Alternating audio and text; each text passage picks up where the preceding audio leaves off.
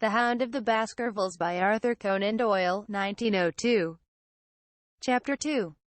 The Curse of the Baskervilles. "I have in my pocket a manuscript," said Dr. James Mortimer. "I observed it as you entered the room," said Holmes.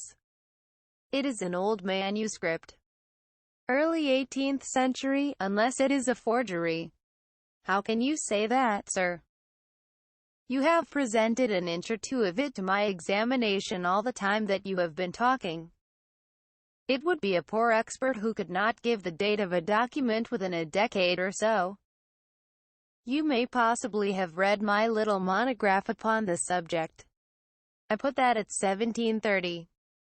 The exact date is 1742. Dr. Mortimer drew it from his breast pocket.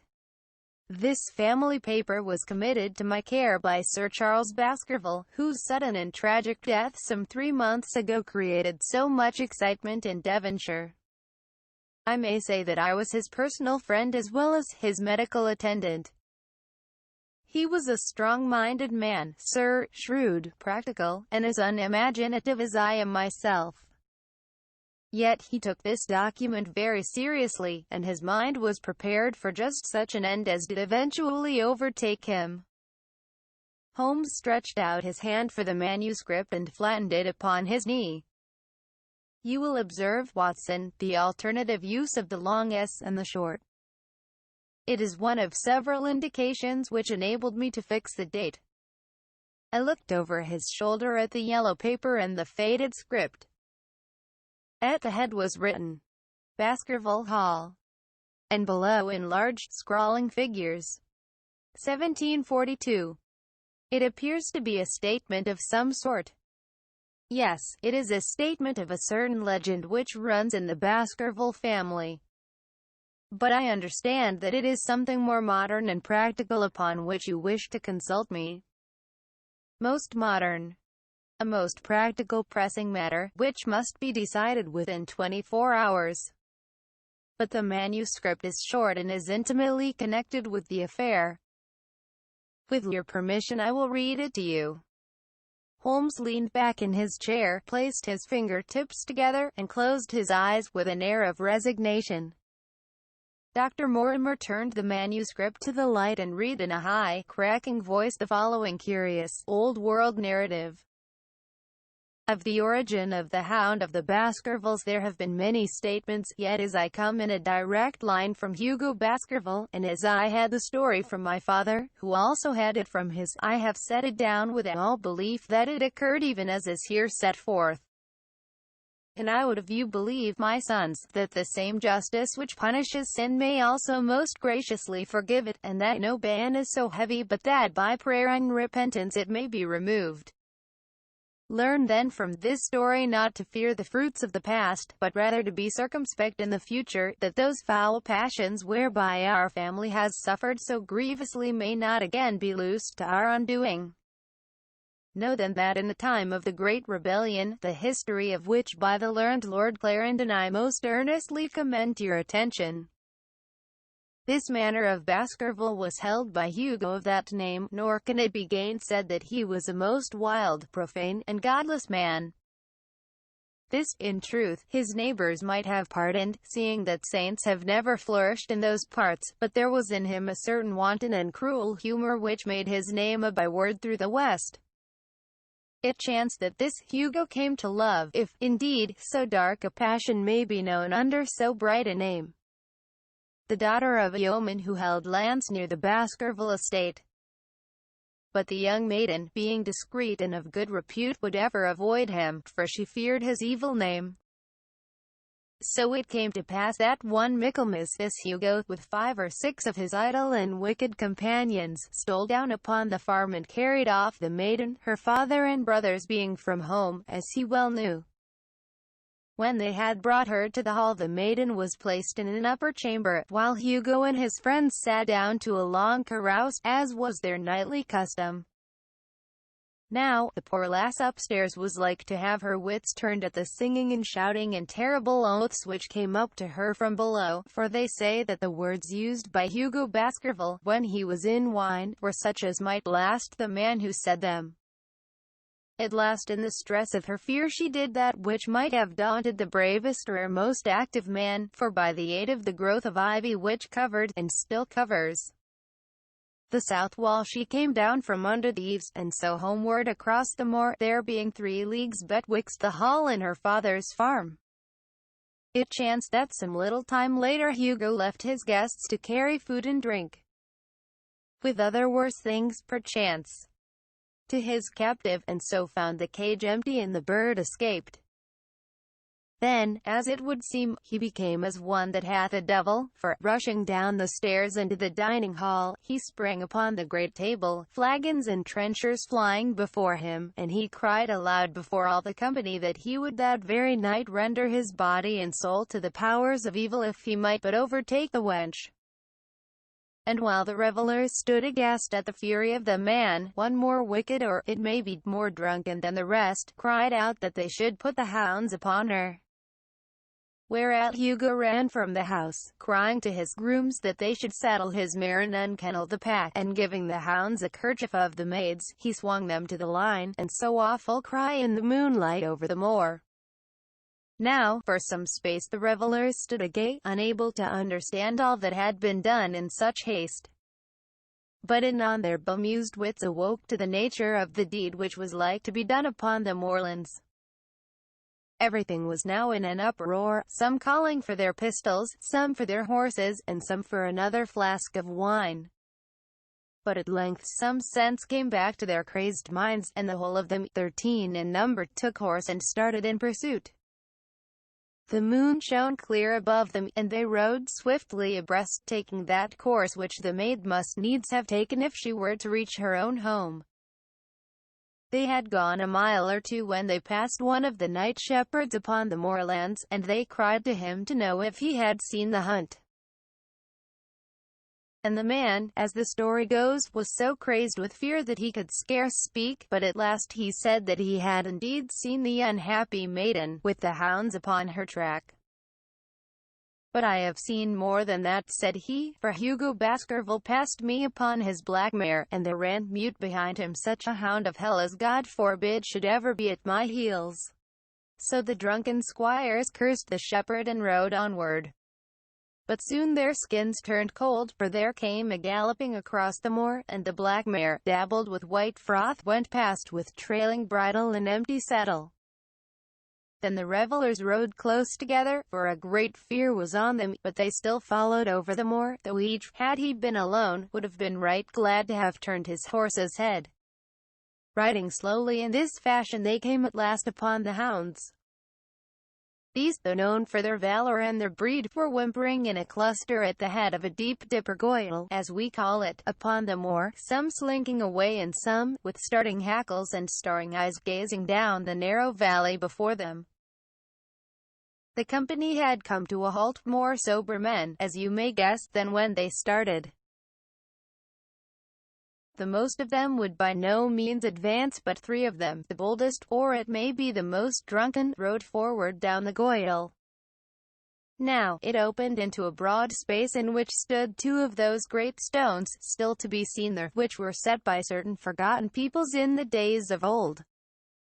The moon was shining bright upon the clearing, and there in the center lay the unhappy maid where she had fallen, dead of fear and of fatigue. But it was not the sight of her body, nor yet was it that of the body of Hugo Baskerville lying near her, which raised the hair upon the heads of these 3 daredevil roisterers, but it was that, standing over Hugo, and plucking at his throat, there stood a foul thing, a great black beast, shaped like a hound, yet larger than any hound that ever mortal eye has rested upon. And even as they looked, the thing tore the throat out of Hugo Baskerville, on which, as it turned its blazing eyes and dripping jaws upon them, the 3 shrieked with fear and rode for dear life, still screaming, across the moor. One, it is said, died that very night of what he had seen, and the other 2 were but broken men for the rest of their days. Such is the tale, my sons, of the coming of the hound, which is said to have plagued the family so sorely ever since. If I have set it down, it is because that which is clearly known hath less terror than that which is but hinted at and guessed. Nor can it be denied that many of the family have been unhappy in their deaths, which have been sudden, bloody, and mysterious. Yet may we shelter ourselves in the infinite goodness of Providence, which would not forever punish the innocent beyond that third or fourth generation which is threatened in Holy Writ. To that Providence, my sons, I hereby commend you, and I counsel you by way of caution to forbear from crossing the moor in those dark hours when the powers of evil are exalted. This from Hugo Baskerville to his sons Roger and John, with instructions that they say nothing thereof to their sister Elizabeth. When Dr. Mortimer had finished reading this singular narrative, he pushed his spectacles up on his forehead and stared across at Mr. Sherlock Holmes. The latter yawned and tossed the end of his cigarette into the fire. "Well," said he, "do you not find it interesting?" To a collector of fairy tales. Dr. Mortimer drew a folded newspaper out of his pocket. "Now, Mr. Holmes, we will give you something a little more recent. This is the Devon County Chronicle of May 14th of this year. It is a short account of the facts elicited at the death of Sir Charles Baskerville, which occurred a few days before that date." My friend leaned a little forward and his expression became intent. Our visitor readjusted his glasses and began. "The recent sudden death of Sir Charles Baskerville, whose name has been mentioned as the probable Liberal candidate for Mid-Devon at the next election, has cast a gloom over the county. Though Sir Charles had resided at Baskerville Hall for a comparatively short period, his amiability of character and extreme generosity had won the affection and respect of all who had been brought into contact with him. In these days of nouveau riches it is refreshing to find a case where the scion of an old county family which has fallen upon evil days is able to make his own fortune and to bring it back with him to restore the fallen grandeur of his line. Sir Charles, as is well known, made large sums of money in South African speculation. More wise than those who go on until the wheel turns against them, he realized his gains and returned to England with them. It is only 2 years since he took up his residence at Baskerville Hall, and it is common talk how large were those schemes of reconstruction and improvement which have been interrupted by his death. Being himself childless, it was his openly expressed desire that the whole countryside should, within his own lifetime, profit by his good fortune, and many will have personal reasons for bewailing his untimely end. His generous donations to local and county charities have been frequently chronicled in these columns. The circumstances connected with the death of Sir Charles cannot be said to have been entirely cleared up by the inquest, but at least enough has been done to dispose of those rumors to which local superstition has given rise. There is no reason whatever to suspect foul play, or to imagine that death could be from any but natural causes. Sir Charles was a widower, and a man who may be said to have been in some ways of an eccentric habit of mind. In spite of his considerable wealth, he was simple in his personal tastes, and his indoor servants at Baskerville Hall consisted of a married couple named Barrymore, the husband acting as butler and the wife as housekeeper. Their evidence, corroborated by that of several friends, tends to show that Sir Charles's health has for some time been impaired, and points especially to some affection of the heart manifesting itself in changes of color, breathlessness, and acute attacks of nervous depression. Dr. James Mortimer, the friend and medical attendant to the deceased, has given evidence to the same effect. The facts of the case are simple. Sir Charles Baskerville was in the habit every night before going to bed of walking down the famous yew alley of Baskerville Hall. The evidence of the Barrymores shows that this had been his custom. On the 4th of May, Sir Charles had declared his intention of starting next day for London, and had ordered Barrymore to prepare his luggage. That night he went out as usual for his nocturnal walk, in the course of which he was in the habit of smoking a cigar. He never returned. At 12 o'clock Barrymore, finding the hall door still open, became alarmed, and, lighting a lantern, went in search of his master. The day had been wet, and Sir Charles's footmarks were easily traced down the alley. Halfway down this walk there is a gate which leads out onto the moor. There were indications that Sir Charles had stood for some little time here. He then proceeded down the alley, and it was at the far end of it that his body was discovered. One fact which has not been explained is the statement of Barrymore that his master's footprints altered their character from the time that he passed the moor gate, and that he appeared from thence onward to have been walking upon his toes. One Murphy, a gypsy horse dealer, was on the moor at no great distance at the time, but he appears by his own confession to have been the worse for drink.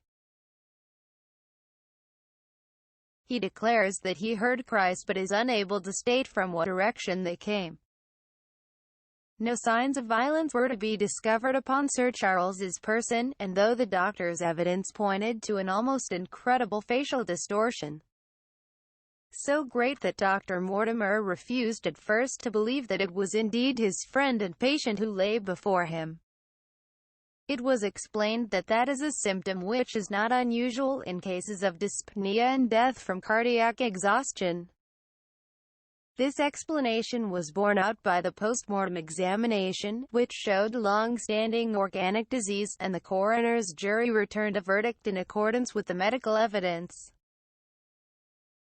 It is well that this is so, for it is obviously of the utmost importance that Sir Charles's heir should settle at the Hall and continue the good work which has been so sadly interrupted. Had the prosaic finding of the coroner not finally put an end to the romantic stories which have been whispered in connection with the affair, it might have been difficult to find a tenant for Baskerville Hall. It is understood that the next of kin is Mr. Henry Baskerville, if he be still alive, the son of Sir Charles Baskerville's younger brother. The young man when last heard of was in America, and inquiries are being instituted with a view to informing him of his good fortune.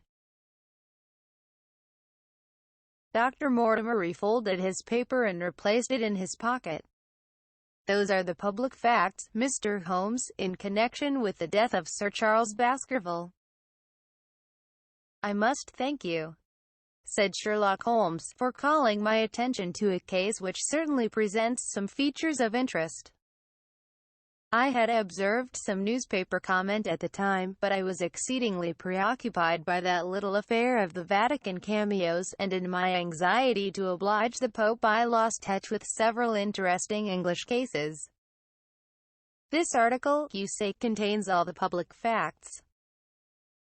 "It does." "Then let me have the private ones." He leaned back, put his fingertips together, and assumed his most impassive and judicial expression. "In doing so," said Dr. Mortimer, who had begun to show signs of some strong emotion, "I am telling that which I have not confided to anyone. My motive for withholding it from the coroner's inquiry is that a man of science shrinks from placing himself in the public position of seeming to endorse a popular superstition. I had the further motive that Baskerville Hall, as the paper says, would certainly remain untenanted if anything were done to increase its already rather grim reputation. For both these reasons I thought that I was justified in telling rather less than I knew, since no practical good could result from it, but with you there is no reason why I should not be perfectly frank. The moor is very sparsely inhabited, and those who live near each other are thrown very much together. For this reason I saw a good deal of Sir Charles Baskerville. With the exception of Mr. Frankland, of Laughter Hall, and Mr. Stapleton, the naturalist, there are no other men of education within many miles. Sir Charles was a retiring man, but the chance of his illness brought us together, and a community of interests in science kept us so. He had brought back much scientific information from South Africa, and many a charming evening we have spent together discussing the comparative anatomy of the Bushman and the Hottentot. Within the last few months it became increasingly plain to me that Sir Charles's nervous system was strained to the breaking point. He had taken this legend which I have read you exceedingly to heart. So much so that, although he would walk in his own grounds, nothing would induce him to go out upon them or at night. Incredible as it may appear to you, Mr. Holmes, he was honestly convinced that a dreadful fate overhung his family, and certainly the records which he was able to give of his ancestors were not encouraging. The idea of some ghastly presence constantly haunted him, and on more than one occasion he has asked me whether I had on my medical journeys at night ever seen any strange creature or heard the baying of a hound. The latter question he put to me several times, and always with a voice which vibrated with excitement. I can well remember driving up to his house in the evening some 3 weeks before the fatal event.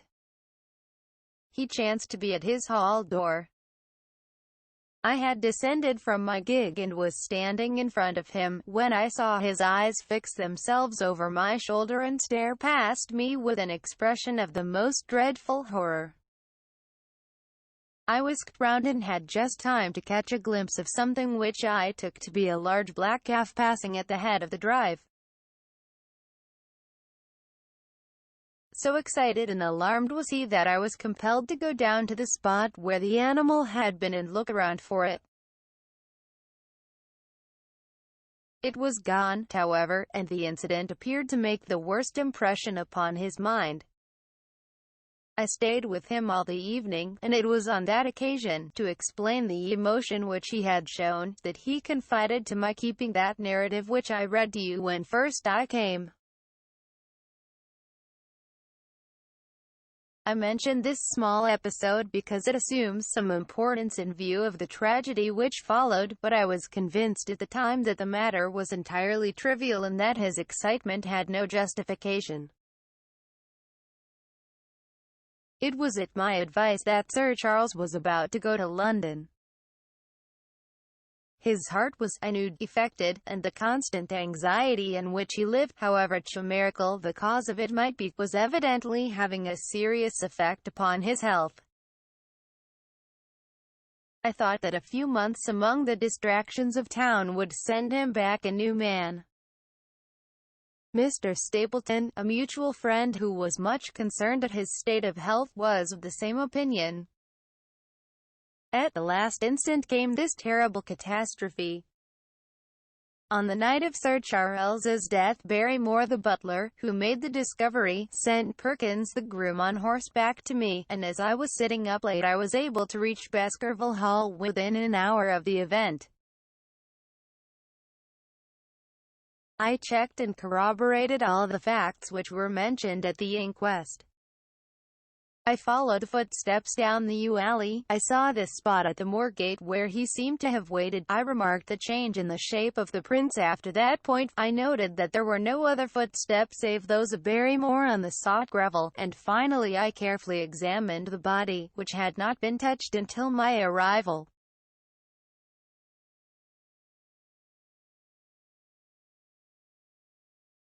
Sir Charles lay on his face, his arms out, his fingers dug into the ground, and his features convulsed with some strong emotion to such an extent that I could hardly have sworn to his identity.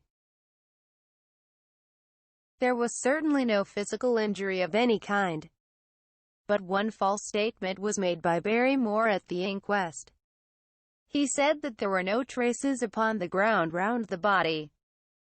He did not observe any. But I did. Some little distance off, but fresh and clear. Footprints. Footprints. A man's or a woman's. Dr. Mortimer looked strangely at us for an instant, and his voice sank almost to a whisper as he answered. Mr. Holmes, they were the footprints of a gigantic hound.